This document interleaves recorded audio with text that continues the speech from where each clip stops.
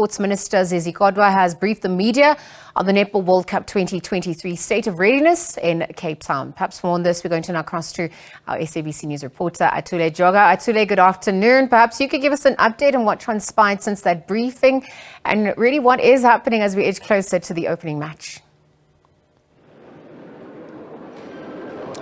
Well, I can tell you where I'm standing. This is one of the netball courts where the games of the World Cup will be taking place. It's been a series of events up until to this place.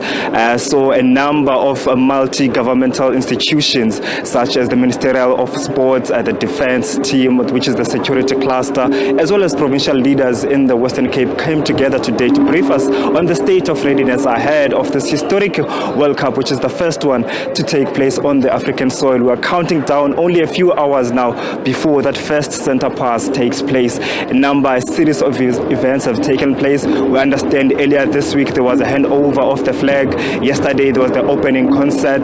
There was also the lighting of candles to show the camaraderie and the good spirit amongst sports stars. But now the sports authorities say they are ready to conduct this particular World Cup. But there were quite a number of questions that were asked over there, such as the issues around ticketing prices, as well as the concerns that have been raised by some of the spectators that they have not been able to receive their tickets, which they've ordered way ahead on time. But I do have the Minister of Sports with me, Minister Zizi Kodwa. Minister, thank you so much for your time. You sounded very upbeat and very excited ahead of this World Cup. You took a walkabout as well. What have you seen in your walkabout? And also talk to us about the excitement leading to this World Cup. Well, this is a state of the art. When I spoke to Madam President of the World Netball, Madam Liz Nico, she expressed her appreciation having took a walk at the state of the art. As you can see, that shows and displays our readiness to host an event of this magnitude. Very historic. In its 60 years anniversary, as it celebrates 60 years this year, it's the first time it comes to an African soil. We have an opportunity on behalf of Africa as a continent to host this event. As you can see, all the stakeholders involved from a security point of view, the city, the province, we've been working together to get us where we are. The pre-shows that have already taken place give us an indication and a confidence that we are ready for this event. 16 countries have arrived.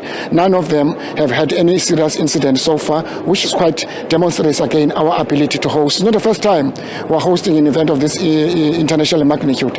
It showcases South Africa. We are ready to host any event internationally. Historic in our part, as you know, that Far East is Banyana.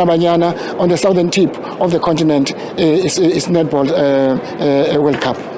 Speaking of Banyana, you are raising a very good point, and you are reminding of something. You talk about the gender parity and also the fact that there must be equal pay between the genders that participate in sport. Can you elaborate on that? I don't think in 2023 there must be any discussions about equal work, equal pay. When I went to New Zealand, Auckland, Wellington, as well as Sydney, there are still some countries that had not resolved the contractual disputes or payments between their national clubs and federations. It's quite sad. And I can tell you for one reason, it's because it's women. Because had it been a men's football, you wouldn't be having such problems. We tried our part on an incident that would have embarrassed South Africa. On the eve, at the door of their departure, there was an incident of Banyana. We hope those issues are a function of leadership. We are learning. Those who are responsible, who have authority of football in the country, they must learn. We don't want a repeat of that. But I think it's very clear from us that women development, sport, women in sport, this is a year of women in sport. We must invest as men as equally the same way we're investing in men's sport. Talking about investing on women's sport, there was an issue. Some people have raised concerns about the fact that the potential sponsor or the would-be sponsor sort of withdrawn before the conclusions were made, after it was also on the banners as well. Can you take us through that and also what it means for the support and also the financial aspect? No, actually it has no impact on the tournament. The vitality and the discovery, those issues happen about sponsors and whether it does not have an impact both in terms of the bottom line, which is the amount. If there will be any issue or dealing with those issues, it has no impact. As you can see now, it's still called Vitality World Netball World Cup. So financially, everything is still fine? Those issues are being dealt with, but we are quite happy in terms of finances and how the World Cup is going. If there will be any issue, both government and other sponsors, as well as the city and the province, will deal with those issues. So thank you so much and all the best. Thank you. Minister Zizi Kodwa just brings up to speed with the preparations, saying the nation is ready to host the World Cup, and also touching on some of the financial issues that have been reported on the public media space about some of the financial issues that are surrounding this particular netball team.